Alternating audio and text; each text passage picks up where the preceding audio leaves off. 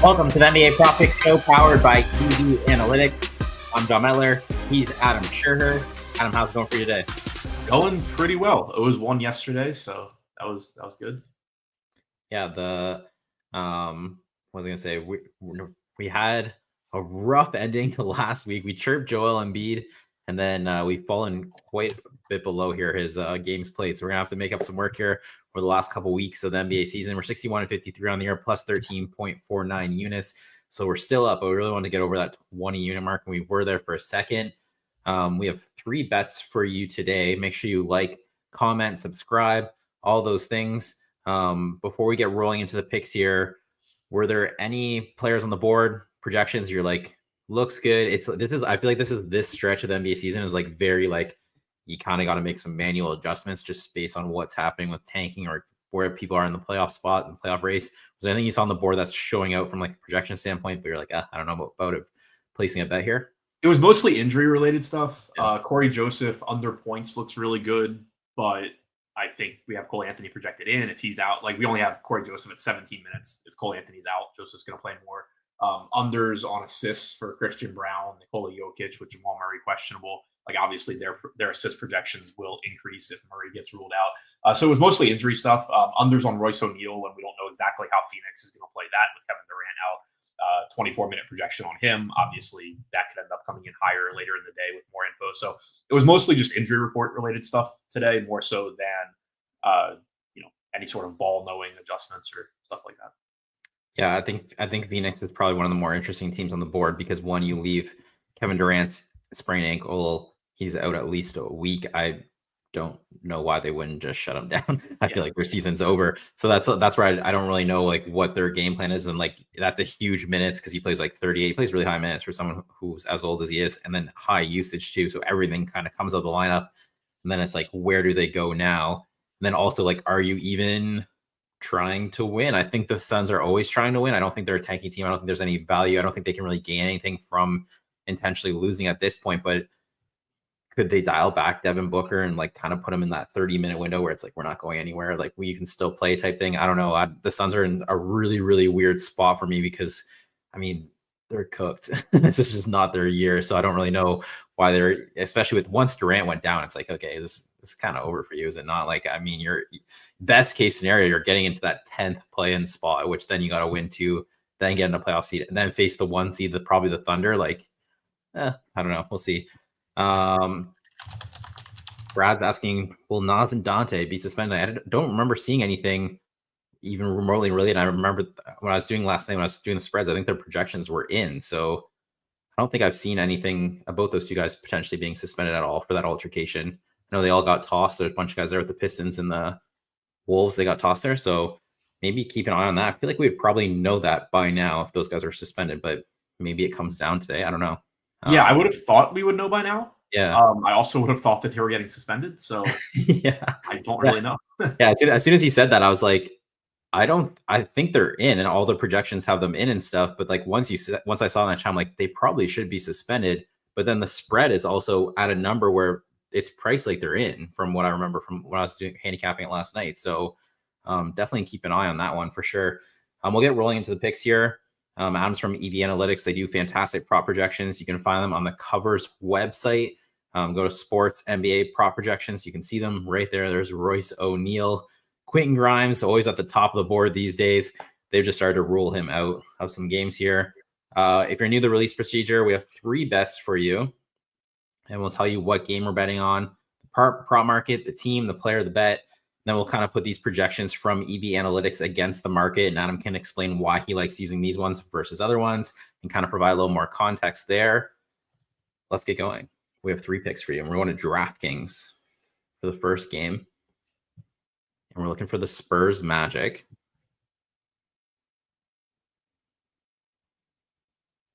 If you don't have DraftKings, Pinnacle actually might be slightly better, and Caesars is really close too. So those are 2 alternate books you can look at. We're looking for the points market.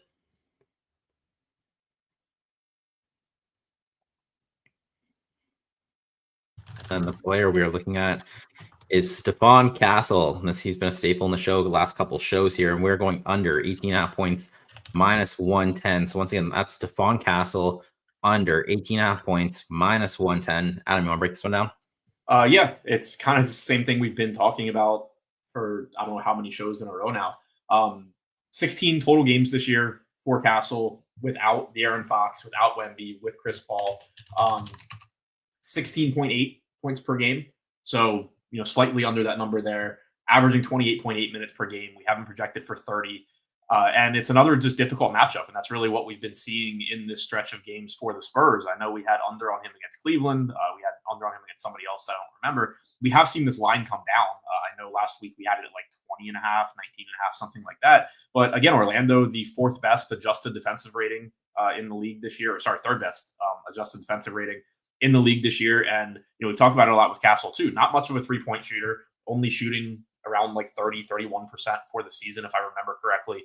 So somebody that does need to get to the basket, does need to, score in the paint, driving against an Orlando defense that has good defenders, that is a good team defense. And they don't have anyone else that they really need to key in on either, with Fox out, with Wemby out.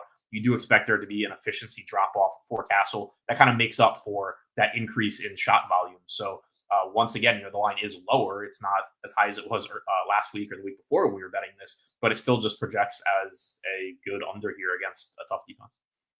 Yeah, everyone's saying FanDuel has minus 102, so that would be the best price on the board. Thanks for dropping that in chat. So that'd be FanDuel minus 102 on the under 18.5. We did play 20.5, 19.5, I think the last two times, but I think it was also like a 19.5, like minus 120, minus 125. So an 18.5 minus 102 is not that much different. It always looks a lot different because of the points, but when you're talking about there's a big gap in juice as well, that's it's a lot closer in like probability than you think it might be, even though it's like down 1 point. You're talking about the matchup with the Magic. Jalen Suggs out. He's been out for a long time. He's cheering on Haley Van Lith right now in the March Madness, but KCP will be there. KCP will probably be his primary defender. The one thing that I think is interesting and that the Magic could do in this spot is you could put a Franz Wagner on him, because that would maybe mess up his ability to drive a lot more, because Franz Wagner is a really good defender. He can move his feet. And then you're 6'10" with that wingspan. You're trying to get downhill, drive through the lane if you're a Stephon Castle. So that I think is very intriguing. And obviously the Magic have a ton of size. They have a lot of size on the interior, so that could really mess up his driving game. I think you can't really generate switches for him, because if KCP starts with him and you set a pick and roll for Stephon Castle, you're probably switching a Banchero or Franz Wagner onto him. That's not great either. So I think the matchups really play here for Stephon Castle, and we're going under again. So the first bet is Stephon Castle under 18.5 points, minus 102 FanDuel. That's a better price. So make sure you go grab that minus 102 at FanDuel. Healthy says it's moving. It's always moving. Once people start betting, it's always moving. We'll go to bet 365 here for the second bet. And we're going Knicks 76ers. Would have been an exciting game when they scheduled it. End of the season. Minus 125 on FanDuel now. It's minus 125 FanDuel. Yeah.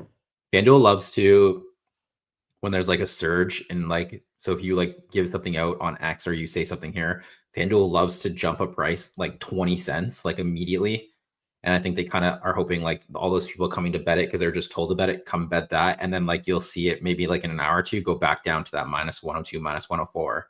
So just always be aware of that with FanDuel. You can, if you wait, you might be better off. I mean, you could also lock this in at minus 110 somewhere else, because it's not a guarantee you'll come back, but FanDuel loves to do that. You'll give a prop out, they'll move it 20 cents, and then an hour later, they'll kind of bring it back down. So just keep an eye on that with FanDuel.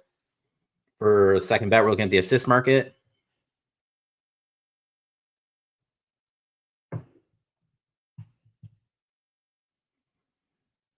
And we are looking at this one moved on us too. The best price might be at BetMGM. So I'll give this out. And then if you guys can help us out in the chat here, we're going Karl-Anthony Towns over 2.5 assists, plus 105 here. We did have plus 125 before we came on air here. So that's Karl-Anthony Towns over 2.5 assists, plus 105. I think there's a plus 115 ESPN and MGM. If you can drop us that in the chat and let us know. Adam, you want to break this one down? Yeah, we actually have an over here, which is a nice change of pace, but no Jalen Brunson, no Miles McBride, no Cam Payne. Obviously, Knicks going to need secondary playmakers to step up here, and primarily that's going to be Josh Hart. It's going to be Mikal Bridges, But in the games since Jalen Brunson most recently played, Cat is fourth in potential assists behind Hart, Bridges, and McBride.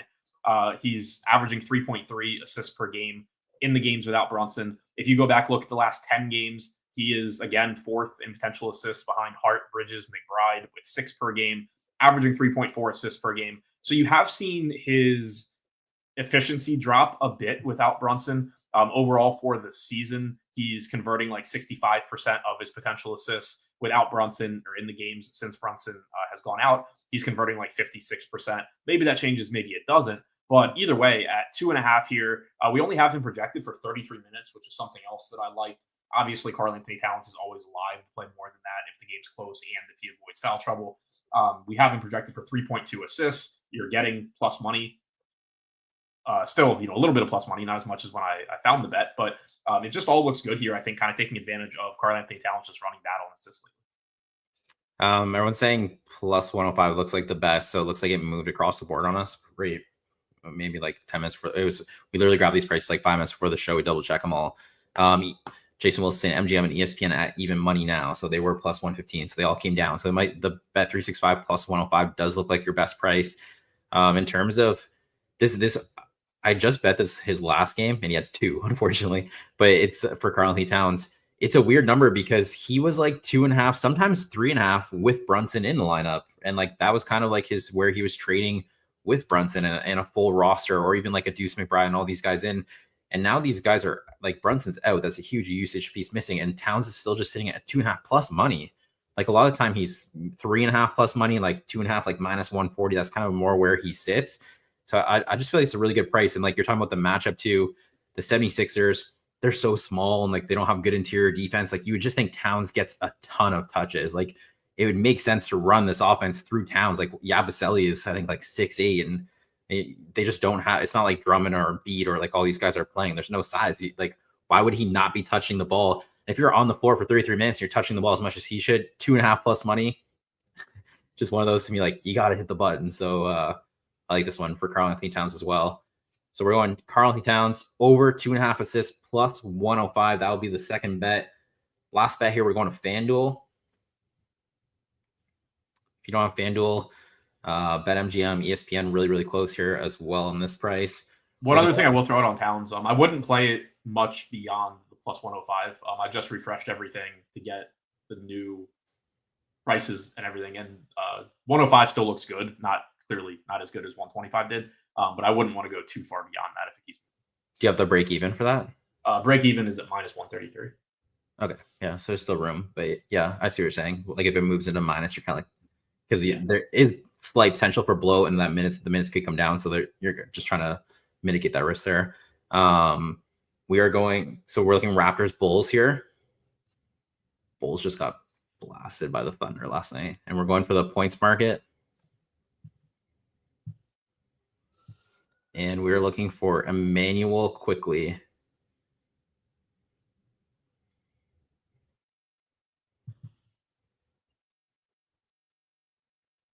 Bulls didn't even play last night. No, it didn't look like it. The bet is Immanuel Quickley under 18.5 points minus 102. So once again, that's Immanuel Quickley under 18.5 points minus 102. Adam, you want to break this one down? Yeah, I feel like this is the one that I have like the least to say about it. It just projects well. We have him projected for 27 minutes. We have him projected for 17.2 points. In all the games he's played without RJ Barrett and with Scotty Barnes this year, he's averaging 17.8 points per game. Obviously, this is a good matchup against Chicago. They don't play defense, but you do seemingly just have that minutes cap on Quickley, which is really nice. He's kind of been sitting every other game, played 27 in his last game, played 26 in the game before that. So the thing that I did like about the way we have it projected, at least, is that we do have that 27-minute projection. And I guess there is some possibility he plays 29, 30 minutes, but we haven't really seen that in a while. Doesn't seem like the Raptors are going that route. We've seen them consistently not playing their best guys to close out games. So I do think we kind of projected the top end of his minutes range. It's not like we went, 25 and a half because he could play 24, he could play 28. Like we're at 27. I think we're at the top of the minutes range. And the projection still looks good here at under 18 and a half, which again is higher than what he's averaged this year in the games that he has played overall without Barrett and without Barnes. Again, obviously a plus or an above average matchup. So you would expect him to project a little bit higher here, but Yeah, just projects like a good bet. I don't really have a ton else to say. It's mostly just that Toronto clearly isn't looking to play these guys huge minutes at this point. Yeah, you kind of have with the Raptors, you kind of know where the minutes will be. It's very structured. It's like obviously like a plan that they put out. The nice part is like it's a really good matchup with the Bulls, but it's a really good matchup for everyone on the Raptors. So it's not like you're concerned with like, say he was playing the Bulls and like say I'm just throwing a random play on their team, but say they had Dyson Daniels, so then like Dyson Daniels takes out Scotty Barnes, and then you're like, okay, it's a really good matchup, and Immanuel Quickley has the best matchup. That's where it kind of starts to like scare you with those unders, but that's not the case. Like Scotty Barnes has a good matchup. Jakob Poeltl against Nikola Vucevic, that's a matchup they could look at. Emmanuel Quickley, like every single person across the board. So Quickley also, you're kind of entering this part in the NBA season where Quickley's been paid. And I mean, there's people on the Raptors who are trying to use this as an opportunity to get paid or stay in the league or stuff like that. I'm not saying he's mailing it in, but it's just, again, that's just kind of part of the game here down the stretch. So 18.5 points, minus 102. There was minus 110 DK, MGM, minus 109 Caesar. So minus 102 FanDuel was the best price. MGM and ESPN were sitting about minus 105. So it was pretty close when we came on air here. The three bets today, we're going Stephon Castle under 18.5 points, minus 110. Karl-Anthony Towns over 2.5 assists, plus 105. Immanuel Quickley under 18.5 points, minus 102. We're 61 and 53 on the year, plus 13.49 units. If you have any questions too, drop them in the chat or in like the comments below. I do go in and out throughout the day and check to see if there's any comments there. So if you have any questions about the show or you have questions about other players, drop them in the comments. I will answer them when I see them. Adam, you want to let the people know where they can follow you, where they can get more information? You can follow me on Twitter at ShipMyMoneyDFS. Check out the Endgame Syndicate YouTube channel. Have some more DFS content out there as well. Most likely doing an MLB show later today also. So make sure to give Adam a follow, get more information from him as well. This concludes the NBA Prop Pick Show powered by EV Analytics. Like we're going 3 days a week to the end of the regular season. So we will be back tomorrow, Wednesday, 10:30 a.m. Eastern. Good luck with your bets. Del, play the song.